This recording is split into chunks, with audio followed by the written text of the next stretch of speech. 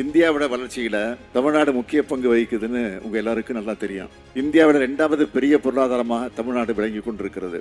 இந்தியாவின் பெரிய நிறுவனங்களுக்கு மட்டும் இல்ல, உலகளாவிய பெரு நிறுவனங்களுக்கு தமிழ்நாடு தான் முதல் முகவரி. இந்தியாவில் மட்டும் இல்ல, தெற்காசியாவிலே முதலீடுகளை மேற்கொள்ள சிறந்த மாநிலம் தமிழ்நாடு தான்.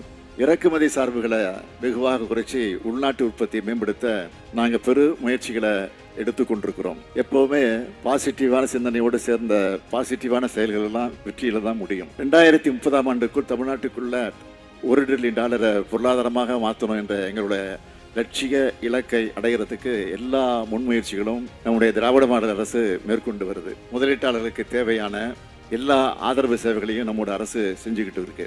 அதனாலதான் ஆட்சி பொறுப்பேற்ற இந்த 4 ஆண்டுகளில் பல்வேறு துறைகளில் பெரும் முதலீடுகளை ஈர்த்திருக்கிறோம். ஒரு செயலை தொடர்ச்சியா செஞ்சா வெற்றி நிச்சயம். அதைத்தான் நாங்கள் செஞ்சுட்டு வரோம். தொடர்ச்சியான முயற்சிகளால தமிழ்நாட்டுக்கு முதலீடுகளை பெருமளவு ஈர்க்க முடியும். அந்த வகையில உங்களோட வருகை எங்களுக்கு ஊக்கம் அளிக்கிறதாக அமைஞ்சிருக்கு.